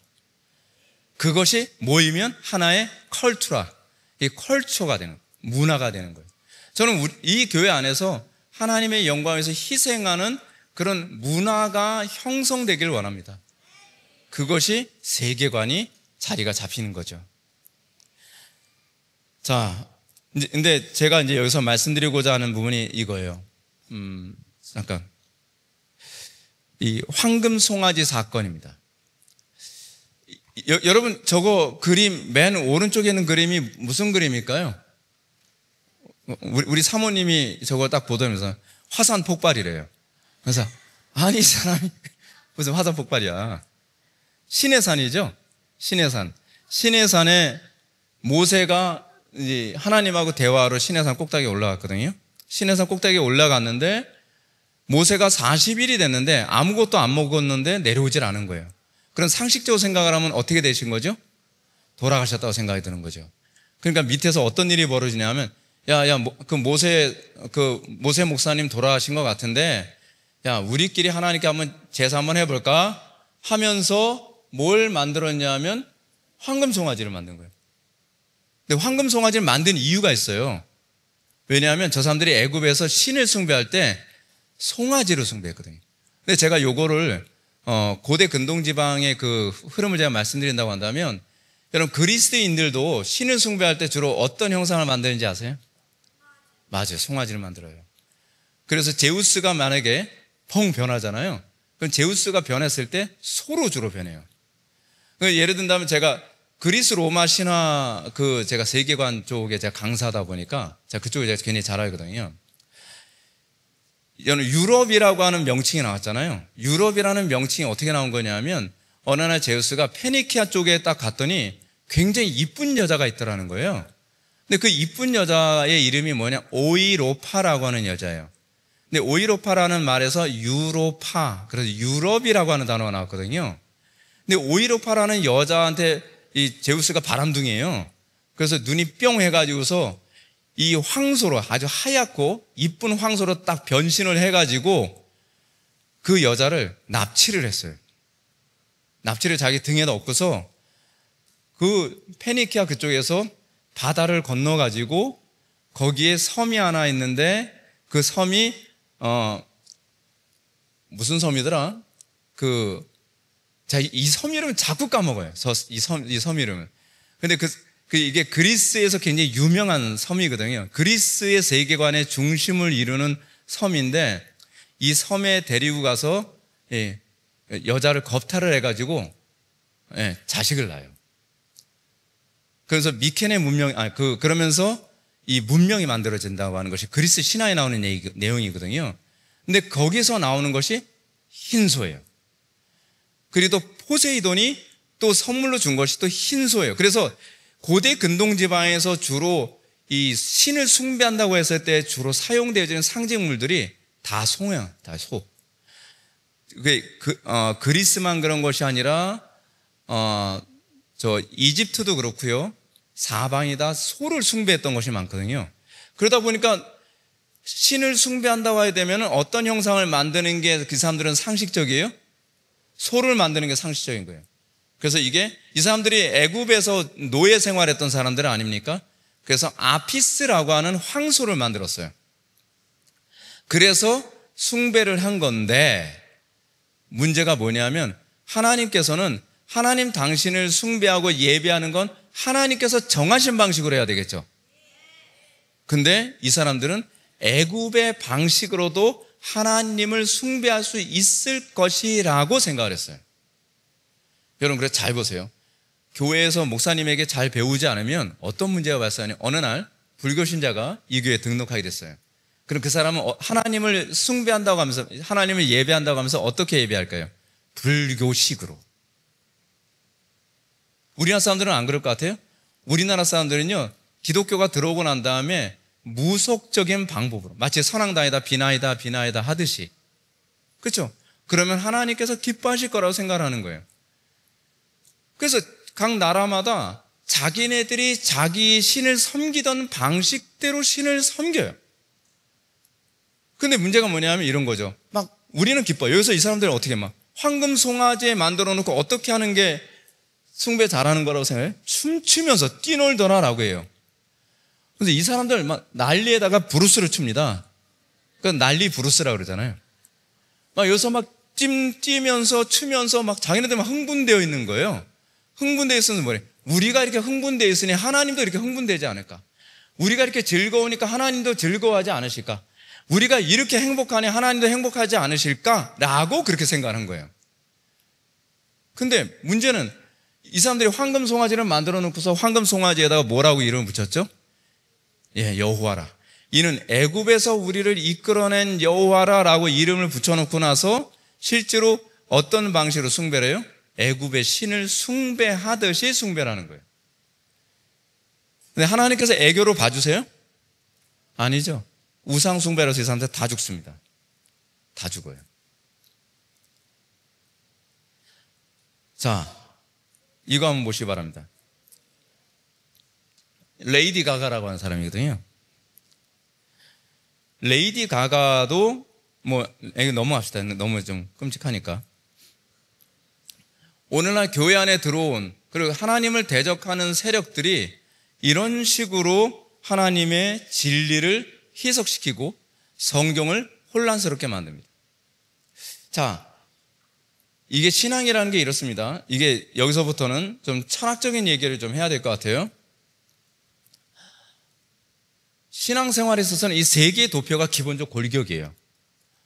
존재론, 인식론, 가치론이라고 하는 이게 세 개의 골격으로 우리가 세계관을 형성을 하거든요.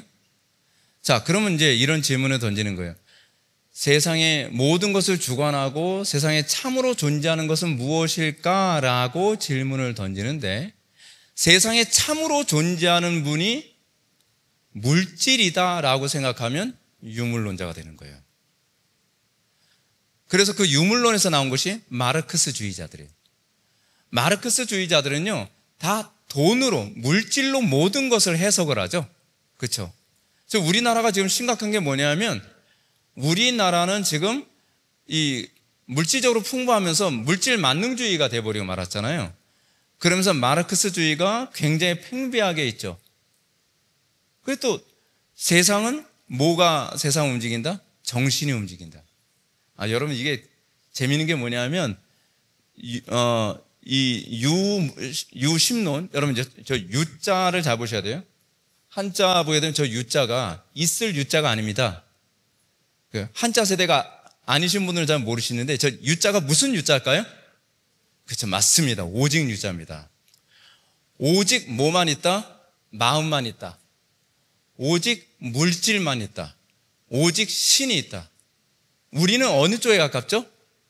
유신론에 가깝죠? 유신론에 가까워요. 근데 유신론이라고 해서 다 같은 유신론이 아닙니다.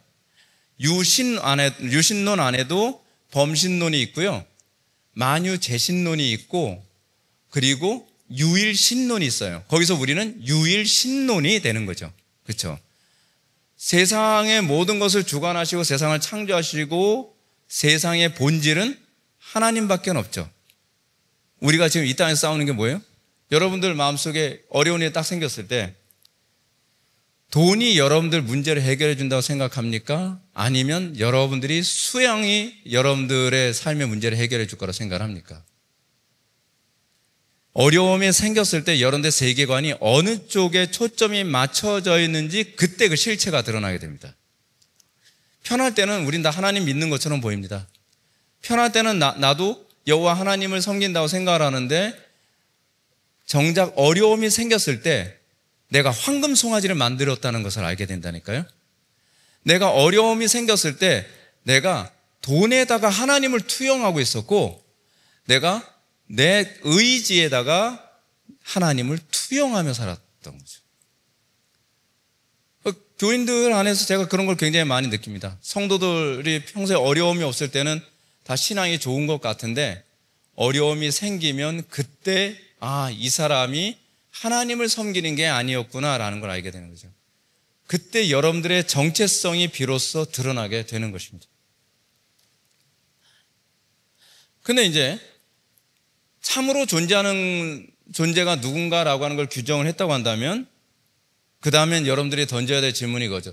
참으로 존재하시는 분을 어떻게 인식할 것인가에 관한 문제죠. 경험인가, 이성인가, 그렇지 않으면 성령의 조명이신가. 우리는 하나님을 어떻게 인식하죠? 이성으로 인식하나요? 경험으로 인식하나요? 물론 이성과 경험을 다 사용합니다. 세상 철학에서는 이성으로만 하나님을, 어떤 대상을 인식하거나 경험으로만 인식하려고 하지만, 실제로 우리는 성령에 의해서 경험과 이성이 조명을 받아서 하나님을 인식하는 거예요. 그래서 우리는 성경이라고 하는 이성으로 인식할 수 있는 책이 존재하고요, 그리고 그 말씀대로 순종하며 사는 것이라고 하는 경험을 통해서 믿음이 자라고요. 근데 이 성경을 인식하는 것과 경험을 다 성령께서 조명해 주셔야만 비로소 올바른 인식이 됩니다. 그래서 여러분, 기독교가 가장 이성적입니다. 전 세계에 있는 종교 중에서요, 가장 이성적이고 합리적인 종교는 사실 기독교입니다. 사실 기독교를 종교라고 얘기하는 것도 사실은 적절하진 않죠. 자, 그 다음에 나타나는 게 뭐냐면 빨간색 그 박스가 보이죠? 가치론. 자, 여러분들이 나는 정말 내가 가장 가치 있는 대상이 누구라고 생각하는가? 하나님이라고 생각하는지, 돈이라고 생각하는지, 명예라고 생각하는지, 자존심이라고 생각하는지, 감정이라고 생각하는지, 이거는 언제 그 실체가 수면 위로 떠오르냐면요, 윤리에서요, 윤리. 예를 들어서 이렇잖아요. 우리가 평소에 굉장히 착한 애라고 생각을 했고, 굉장히 뭐 괜찮을 생각했는데, 갑자기 훅 찌르면서 막 자존심을 확 건드렸어요. 그랬더니 애가 갑자기 발작하지 화를 내는 거예요. 윤리가 그때 나오는 거잖아요. 그래서 얘가 이런 애였어? 근데 성도님들 같은 경우는 어떤가요? 물질적으로 어려움이 생길 때, 그리고 사람들과, 여러분 성도들과의 관계 안에서도 막 갈등 생기잖아요. 그럴 때 내 신앙이 하나님께 있는지, 그렇지 않은 내 신앙이 물질에 있는지, 어디에 있는지가 그 실체가 드러나는 거잖아요. 그래서 이걸 윤리론, 가치론이라고 얘기하는데, 여기서 중요한 것 중 하나 뭐냐면 미학입니다. 미학. 자, 여기서 미학에 해당하는 거는 그림도 해당하고요, 음악도 해당합니다. 그림이나 음악은 뭘 의미하는 거냐면, 그것은 여러분들이 가지고 있는 종교를 표현하는 방식입니다.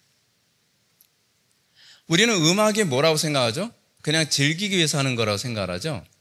근데 실제로 여러분 중세시대 때나 고대시대 때의 음악은요, 내 종교를 표현하는 방식이에요. 그러니까 예를 들어서 내가 하나님을 섬긴다고 하게 되면 하나님을 뭐로 표현을 하죠? 음악. 그렇지 않으면 미술. 그래서 여러분들 요즘에 음악이나 미술 같은 어떤 예술이 자꾸 타락하잖아요. 그건 굉장히 심각한 거예요. 왜냐하면 그것을 통해서 많은 사람들이 그런 타락한 종교에 빠지도록 유도하는 수단이 되고 있기 때문에 그렇습니다. 뭐 연극, 영화도 그렇죠. 이것은 하나님을 형성하는 방식이고요, 하나님을 사람들한테 감각하도록 만드는 수단으로 사용한 게 바로 음악이고 미술입니다. 여러분 과거에 바흐라고 있었죠. 바흐가 핸델이 메시아를 작곡할 때 어떻게 작곡했는지 여러분 아시죠? 하나님의 신에 잡혀서 작곡을 한 거거든요. 그래서 핸델이 이런 얘기를 합니다. 내가 메시아를 작곡할 때 내가 몸 안에 있었는지 몸 밖에 있었는지 나도 모른다. 그래서 이 핸델이 메시아를 작곡할 때 보면은 악보가요, 이렇게 정성스럽게 이렇게 동글뱅이에서 콩나무로 이렇게 그린 그림이 아니라 성령에 완전히 사로잡혀가지고요, 그냥 막 긋듯이 그렸어요. 그래서 거의 낙서한 것처럼. 왜냐하면 성령께서 너무 강력하게 역사하시니까 그거를 천천히 그릴 여지가 없었던 거예요. 근데 정말 놀라운 게 뭐냐면, 저는 음악 전공한 사람이 아니라서 잘 모르는데, 그렇게 막 생각할 겨를도 없이 막 이렇게 작곡한 그 작곡이 음악을 분석해 보면요, 화음이 정확하게 다 맞아 떨어진다는 거예요. 불협화음이 하나도 없대요. 이건요, 음악이 얼마나 신적인가를 알 수 있는 겁니다. 미술도 얼마나 신적인 것인지 알 수 있습니다. 음악은 뭐예요? 하나님을 형성하는 방식 중에 하나예요. 그래서 어떤 음악을 사용하느냐, 어떤 그림을 그리느냐, 어떤 예술 작품을 만드느냐는 하나님을 보일 수 있도록 만드는 우리에게 주신 선물과 같습니다. 자, 그러면 하나님 중심적 문화가 형성되려면 어떻게 해야 되는가? 하나님 중심적 문화가 형성되려면 여러분 예배가 회복되어야만 합니다. 여러분 예배라고 했을 때 이 예배는 어디서부터 어디까지 예배라 그랬죠? 공적 예배에서 삶 속에서 그 말씀대로 순종하는 것. 여러분 공적 예배에서 여러분들 정말 제대로 예배에 집중하지 않으면 여러분들은 예배자로 살 수 없습니다. 강단에서 목사님에 의해서 말씀이 선포될 때 그 말씀이 정확하게 내가 인식되어지고, 그리고 내 가정에서, 내 직장에서, 삶 속에서 이것을 적용함으로써 나의 삶이 예배자가 되어야 되는 겁니다. 예배자가 된다는 것은 날마다 하나님의 말씀 앞에 나를 부인하고 십자가를 지는 삶을 사는 거죠. 요즘에 우리 교회 안에서 이제 예배 가운데 성령 부어주심의 역사가 굉장히 강력하게 나타나는데요. 예배 때마다 회심하는 사람들이 한두 명씩 계속적으로 나타납니다. 제가 요즘에 목회하면서 굉장히 좀 행복한 게 뭐냐면, 우리 교회에 오기 이전에는 가정이 거의 막 굉장히 심각할 정도로 골병 들어 있었던 가족들이 우리 교회에 와서 아이들이 바뀌고 그리고 부모들이 바뀌면서 가정이 천국이 된다는 거예요. 이 교회에 있는 아이들도 지금 되게 순수하고 좀 대단해 보이는데요. 우리 교회 아이들 같은 게 어떠냐면 이게 참 재밌는 게 뭐냐면 이 문화가 굉장히 중요하다는 걸 제가 말씀드리는 겁니다. 우리 교회 아이들은 스마트폰이 없습니다. 그러니까 아이들이 고등학교 졸업할 때까지는 스마트폰을 다 안 써요. 사용하지 않습니다. 근데 아무도 불만이 없어요. 그럼 이제 문제가 뭐냐면 외부에서 처음 우리 교회에 오게 된 가족들이 있을 게 아니에요, 가정들. 그러면은 얘네들은 스마트폰을 회수할 수가 없잖아요. 근데 스마트폰을 자동적으로 안 쓰게 됩니다. 이제 처음에 오게 됐을 때 나타나는 현상이 뭐냐면 우리가 딱 오면 걔는 아무하고도 대화 안 하고요. 앉아서 스마트폰만 합니다, 이렇게. 야, 좀 놀아봐. 그러면 스마트폰, 계속 스마트폰.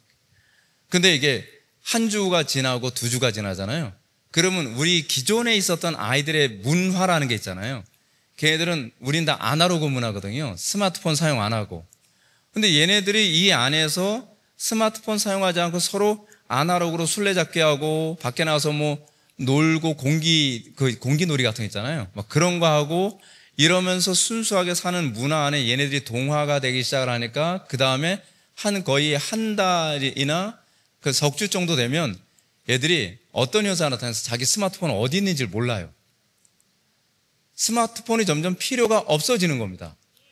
왜냐하면 아이들의 그 문화 안에 외부에서 온 아이들이 동화가 돼서 스마트폰을 필요 없게 만드는 거죠. 여러분, 이 교회가 되게 중요한 게 뭐냐면 이 공동체 안에서 하나님을 예배하는 이 문화가 형성되잖아요. 처음엔 어려워요. 근데 이 문화가 자리를 잡으면 새로운 아이들이 그냥 그 색깔에 그냥 바뀌어갑니다.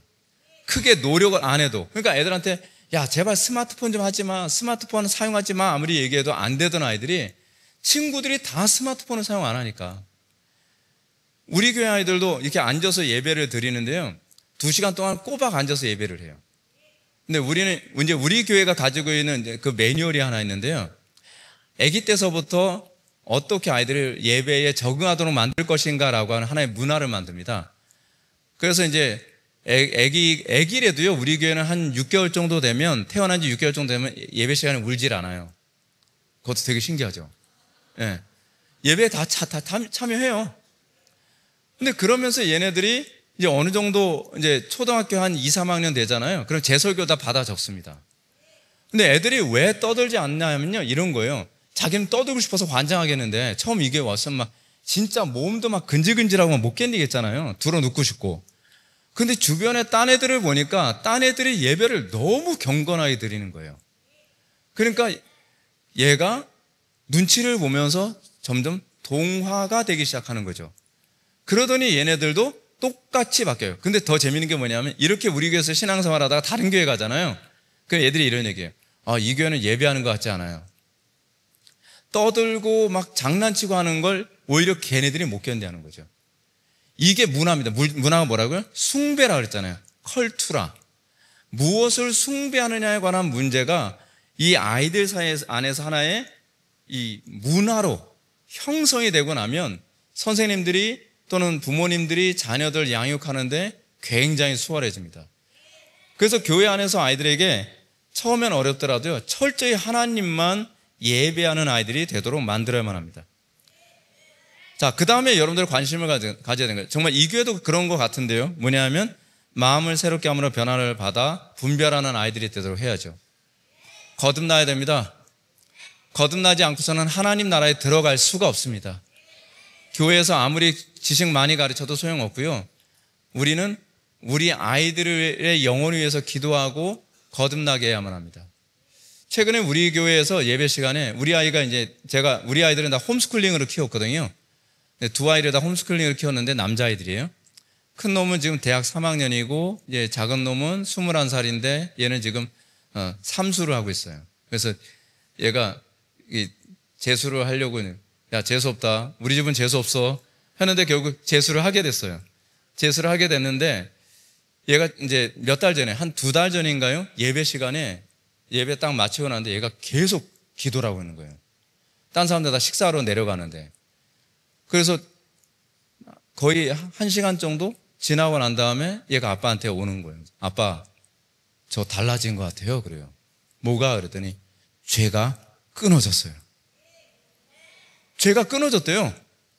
그래서 얘가 이런 얘기합니다. 아빠, 전요 이제는 예전 삶으로 돌아가고 싶지가 않아요. 얘가 유튜브를 되게 좋아했는데 유튜브가 그날로 딱 끊어진 거예요. 이놈이요, 운동에는 진짜 거의 미친놈이에요. 운동을 얼마나 좋아하냐면요, 햇빛이 아무리 쨍쨍 내리쬐도 몸이 새카매져 가는데 그래도 축구를 하면 무조건 나가요. 비 와도 축구하러 나가요. 눈이 와도 축구를 하든 농구를 하든 얘는 운동을 너무 좋아해요. 근데 얘가 하는 얘기가, 아빠, 저 은혜 받고 나서요 절제가 되기 시작을 했어요. 여러분, 이거 교육으로 안 되죠. 거듭나야 됩니다. 거듭나야 됩니다. 거듭나지 않고서는 하나님 나라에 들어갈 수가 없습니다. 그리고 세속적인 문화와 거룩한 전쟁을 선포해야만 합니다. 제가 이 교회를 살짝 알거든요. 근데 이 교회도 세속적인 문화와 거룩한 전쟁을 하고 있는 교회로 제가 알고 있습니다. 정말 잘하는 교회입니다. 근데 이 전쟁은요, 우리의 힘과 지혜로 할 수 있는 전쟁이 아닙니다. 엘리야가 850명의 바알과 아세라의 숭배자들과 싸웠잖아요. 그리고 엘리야는 혼자였습니다. 그러니까 850대 1의 싸움을 했는데, 여러분 사실은 우리가 싸우는 싸움이 그 싸움이라는 걸 알고 계십니까? 근데요, 승리는 우리가 하게 되어 있습니다. 세상 전쟁은요, 숫자로 하는 전쟁처럼 보이지만 하나님의 전쟁은요, 숫자로 하지 않습니다. 지금 우리 교회에서 사사기를 강의하는데, 사사기에서 보십시오. 사사기에서 미디안 군사가 13만 2천이에요. 근데 이스라엘 군대 다 모여라 했더니 3만 5천 명 모였어요. 몇 대 몇인지 아세요?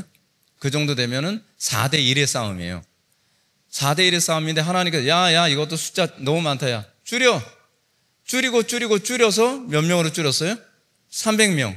300명이면 여러분 몇 대 몇의 싸움인지 아십니까? 숫자 계산은 빠른 사람 아실 텐데요, 450대 1의 싸움이에요. 말도 안 되는 싸움이죠. 우리가 어쩌면 지금 세상 문화와 싸울 때 450대 1의 싸움 같은 싸움을 하는 것 같지 않습니까? 근데 하나님은요, 거기서 영광 받으십니다. 거기서 영광 받으세요. 마지막으로 제가 제 개척한 얘기만 좀 하고서 제가 좀 마무리하도록 하겠습니다. 제가 이제 개척을 할 때, 저는 개척을 진짜 무일푼으로 개척을 했거든요. 돈 없이 개척을 했습니다. 그러니까 대부분 이제 전사님들이나 이제 그 젊은 목사님들은 개척하려면 대략 한 3억 정도는 기본적으로 있어야 개척할 수 있지 않겠냐라고 생각을 했는데, 저는 그렇게 생각하지 않고요, 개척을 하는 데는 성경과 기도만 있으면 충분하다라고 저는 생각을 했습니다. 그래서 안방에서 개척을 시작을 했거든요. 안방에서 개척을 시작을 했는데, 개척을 하면서 하나님께서 계속 사람들을 보내주시기 시작을 했어요. 보내주시기 시작을 하다 보니까 이제 안방에서 예배할 수가 없게 된 거예요. 그래서 하나님께 기도했죠. 하나님, 저 돈 하나도 없는 거 아시죠? 근데 우리가 모여서 예배해야 될 장소가 필요합니다 라고 기도를 했더니, 하나님께서 저한테 이제 성경 공부 배우는 어느 집사님이 지나가면서 갑자기 500만 원을 딱 주고 가셨어요. 근데 500만 원, 이게 애매한 돈이에요. 500만 원 가지고 보증금도 안 돼요. 500만 원 가지고 전세는 더 택도 없죠. 그래서 하나님, 왜 500입니까? 주시려면 한 5천을 주시든지 한 5억을 주시든지. 근데 500을 주셨어요. 그건 하나님께서 저한테 지혜를 짜내라고 주신 거죠. 그래서 하나님께 기도했습니다. 하나님, 이 500 가지고 어떻게 하라고 하는 겁니까? 근데 제가 살던 아파트 바로 옆에 군소신학교 건물이 있었거든요. 6층이 군소신학교였어요. 근데 하나님께서 저한테 지혜를 딱 주시는 거예요. 야, 거기 강의실 하나 빌리면 그 정도는 모일 수 있지 않겠냐. 그래서 제가 그 군소신학교에 딱 갔습니다. 가서 노크를 딱 하겠어요. 그랬더니 웬 젊은 사람이 딱 들어오니까, 신학교에 이제 입학하려고 왔나 보다 하면서 되게 반가워하는 거예요. 그래서 어떻게 오셨어요? 그래서 저는 장로교 강도사인데요, 혹시 여기 강의실 하나 빌릴 수 없을까요? 그래서 왜요? 그랬더니 제가 개척 중인데 모임이 없어서 빈 강의실 뭐 수요일하고 주일날만 빌려주시면 됩니다. 그랬더니 그분이 뭐라 하시는, 아니 왜 남의 교단에 와가지고서 강의실을 빌리라는 거예요? 안 돼요. 그래서 아니 제가 사용료 제가 드릴게요. 사용료 한 달에 한 35만 원씩 드리면 안 되겠습니까? 아니 안 돼 나가세요. 그래서 나가는 거예요. 나갔어요. 그리고 난 다음에 제가 기도해서 이상하다. 내가 확신을 얻었는데 딱 기도하니까 하나님께서 또 확신을 더 정확히 해주시면서 1년 사용료 주겠다고 한번 말하면 될 것 같은 거예요. 다시 찾아갔어요. 노크를 딱 했죠. 왜 또 왔어요? 그런 거예요. 그래서 먼저 번에 제가 말씀드렸죠. 강의실 하나 빌리는 거예요. 제가 1년 사용료 드릴게요. 그냥 일시불로 드리겠습니다. 그랬더니 이 양반 봐라. 빌려줬어요. 빌려줬는데 제가 개척을 하면서 어떻게 했냐면 간판을 일부러 안 걸었어요. 여러분 간판 안 걸면 누가 오겠습니까? 그러니까 제가 간판 안 걸고 목회를 하니까 신학교 그 관리하시는 목사님이 그분이 더 걱정하시는 거예요. 아니 간판을 안 걸면 누가 찾아오겠습니까? 그래서 제가 이렇게 대답을 했습니다. 아니 뭐 로마 시대 때 초대교회 때 사람들이 박해받으면서 뭐 간판 보고 교회 찾아왔습니까? 뭐 예수 믿고 싶으면 알아서 찾아오겠죠. 뭐 기도 열심히 하고 전도 열심히 하고 그랬더니요 사람들이 알아서 찾아오는데 부작용 하나 있는 게 뭐냐면요, 우리 교회를 찾으러 왔다가 간판이 없어가지고 이렇게 돌아간 사람이 너무 많은 거예요. 이 근처 어디라고 했는데 간판이 안 보이는 거예요. 그러다가 돌아가고 그래서 전 그랬죠. 하나님께서 나한테 예비해 놓으신 성도면 다시 올 테고 뭐 나에게 준 양 아니면 뭐 딴 데로 가겠지 뭐. 근데 그러면서 점점 채워져 가는 거예요. 근데 제가 왜 그랬냐면 엘리야 때문에 그렇습니다. 엘리야가 어떻게 했다고요? 아니 엘리야가 바알과 아세라 이게 목숨이 왔다 갔다 하는 자리잖아요. 근데 목숨이 왔다 갔다 하는 상황에서 어떻게 했어요? 저 사람들은 마른 장작개비에도 불을 못 붙여가지고 몸을 막 찢고 난리도 아닌데도 불이 안 붙었잖아요. 근데 엘리야는 뭐라 하냐면 야 하나님 살아계신 거 더 선명하게 보이기 위해서 장작개비에다 물 부어라. 게하시를 통해서만 물을 막 붓잖아요. 물을 다 붓고 난 다음에 더 부어라 또랑이 넘치게 더 부어라. 그리고서 하나님께 기도하는 거예요. 하나님 당신이 살아계시는 것은요 우리가 가장 불리할 때 하나님의 전능하심이 더 선명하게 보이는 줄 믿습니다 라고 얘기해요. 그랬더니 하늘에서 불이 내리기 시작을 하는 겁니다. 저는 그런 거죠. 하나님, 제가 인간적인 방법을 해서 교회가 성장했다 그러면 김 목사 똑똑해서 교회가 성장했다고 얘기하지 않겠습니까? 저는요 하나님이 살아계신다는 것만 보여주시면 됩니다. 저는 간판 안 걸어도 하나님께서 원하시는 사람 보내주시면 믿습니다. 그래서 우리 집사람하고 저하고 매일 3시간씩 기도했습니다. 기도실 가서 매일 3시간씩 기도하는 거예요. 제가 전사 시절 때는 하루에 4-5시간씩 기도했거든요. 기도를 했더니 알아서 찾아서 오는 거예요. 저는 기도로 사람을 끌어당길 수 있다고 좀 믿었거든요. 알아서 사람들이 찾아오는 거예요. 그러더니 자리가 찰 때 되니까 또 건물 빌딩 주인이 4층 쓸 일 없냐고 그러면서 저한테 4층을 내주시고 4층 사용하고 나니까 거기 또 가득 찰 때쯤 되니까 6층 쓸 일 없냐 그래서 또 6층 사용하고 그러면서 여기까지 오게 된 거예요. 50만 원 시작한 개척이 지금은 그렇게 크게 된 거예요. 여러분 우리의 삶의 목적, 저는 그래서 우리 성도들한테 이런 얘기합니다. 살기 위해서 신앙생활 하지 말고 죽기 위해서 신앙생활 하라. 그래서 우리 교회 안수 집사님이, 우리 장로교는 안수 집사님이 있거든요. 안수 집사님이 이런 얘기합니다. 사업을 하면서 이제 주일 성수를 하거든요. 지금은 사업이 좀 어려움이 있어요. 근데 과거에 혹시 발로라고 하는 혹시 카페 혹시 아시는 분이 있는지 모르겠어요. 옛날에 뷰티 인사이드라고 하는 영화가 있었거든요. 한효주 나오는 영화. 거기 배경이 우리 안수 집사님 그 카페입니다. 예. 그래서 처음에 거기서 유명해졌거든요. 근데 유명해졌는데 커피가 이제 거기서 커피를 팔고 그랬어요. 근데 커피가 하루에 몇 장 팔리냐면 한 잔 한 8,000원, 뭐 8,500원 하는 커피인데 한 5,000명 정도가 와요. 토요일 날. 그 강남 쪽에서 뭐 스포츠카 몰고서 와가지고 애들이 커피를 그렇게 마셔요. 그럼 주일날 장사하게 되면은 훨씬 돈을 많이 벌겠죠. 주일날 절대로 안 열어요. 주일날 절대로 안 여니까 주변에서 다른 그 사업하시는 분들이 아니 그렇게 돈 잘 벌 수 있는 일요일날 왜 오픈을 안 해? 라고 얘기하니까 이 집사님이 그런 얘기 했다 그래요. 저는요 성경대로 목회하다가 안 되면 망하는 쪽을 선택하겠습니다. 여러분 우리 그리스도인들의 사는 방식, 그것이 바로 기독교 문화입니다. 그러니까 같은 예수를 믿는다고 하는 다른 장로님도 야, 그래서 저는 제가 우리 집사님들이나 저한테도 제가 그런 얘기 합니다. 성경대로 목회하다가 망하면 내 사명은 여기까지.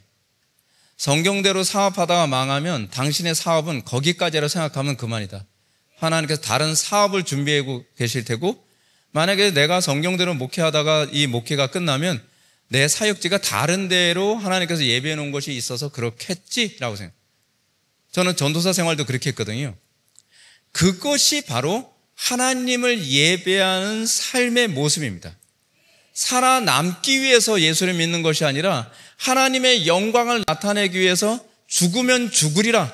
항상 성경대로 살아가고 성경대로 살다가 하나님께서 살려주시면 사명이 더 있다고 생각하고, 성경대로 살다가 더 이상 만약에 망한다 해서 실패가 아니라 성경대로 살다가 망하면 내 사명은 여기까지다라고 딱 끝나면 되는 거예요. 깔끔하죠. 아주 깔끔한 겁니다. 그러니까 아쉬울 게 없습니다. 이 시대 기독교가 세상 문화를 이기지 못하는 이유가 뭐냐면 살아남으려고 하기 때문에 그렇습니다. 하나님의 영광만 나타나면 된다고 생각한다면 우린 두려울 것이 없습니다. 제가 우리 아이들 홈스쿨링을 키워서 사람들이 그럼 목사님 아들들은 뭐 명문대 들어갔나요? 저는 그런 거에 관심 없습니다. 우리 아이들이 얼마나 명문대를 들어갔는지, 제가 우리 아이들 홈스쿨링 할 때 사실 앞이 깜깜했거든요. 홈스쿨링은 뭐 봤어야죠. 말 그대로 맨 땅에 헤딩을 한 거거든요. 근데 하나님께서 홈스쿨링 하라고 계속 마음에 확신해 주셨어요. 알겠습니다. 하나님께서 원하신다면 하겠습니다. 대신 이거 하나 책임져 주십시오. 뭐 대학을 가든 못 가든 전 모르겠는데 신앙만은 책임져 주십시오. 근데 하나님께서 그렇게 해주시더라고요. 하나님께서 신앙 하나는 책임져 주셨어요. 그래서 작은 놈은 이번에 은혜 받고는 하루에 3시간씩, 지금 수능 준비해야 될 놈인데도요, 하루 3시간씩 새벽에 꼭 드세요. 이 잠 굉장히 많은 놈인데 새벽 6시 되면 칼같이 일어나서 3시간씩 기도하고 하루를 시작을 해요. 됐다. 이 정도면 네가 좋은 대학 가든 뭐 후진 대학을 가든 뭐 어떤 대학 가든 하나님께서 너와 함께 하실 것 같아. 됐어. 그러면 여러분, 우리는요 세상에서 성공하기 위해 예수 믿는 것이 아니라 하나님의 영광 나타내기 위해 예수 믿는 사람입니다. 그렇다고 한다면, 우리가 그런 마음으로 살아간다면 초대교회 때서부터 그랬던 것처럼 우리는 세상을 이기고도 남음이 있는 줄 믿으시기 바랍니다. 지금 한국교회가 다시 돌아가야 되는 것은 여호와께로 돌아가는 겁니다. 이 한국교회가 다시 바뀌어야 되는 건 회개하는 것입니다. 성경으로 돌아가는 것입니다. 하나님을 영화롭게 하는 것으로 돌아가야만 합니다. 이 어린아이들에게 하나님께서 그런 놀라운 비전을 세워주실 줄 믿습니다. 우리 오늘 시간 우리 기도하고 여호와께 돌아가자. 우리 이 찬양 드린 후에 우리 하나님께 좀 간절히 기도할 수 있었으면 좋겠습니다. 하나님, 이 세대가 주님을 멀리함으로 말미암아 너무 끔찍한 어두운 가운데 있게 되었습니다. 이 세대가 하나님께로 돌아가지 않고 하나님 아닌 다른 것을 우상으로 숭배함으로 이 세대가 점점 어둠과 죄악으로, 동성애로, 차별금지법으로 나라가 완전히 뒤죽박죽이 되어버리고 말았습니다. 하나님, 이 세대를 다시 회복시켜 주옵소서. 우리 오늘 시간 우리 하나님께 간절히 기도하시겠는데요.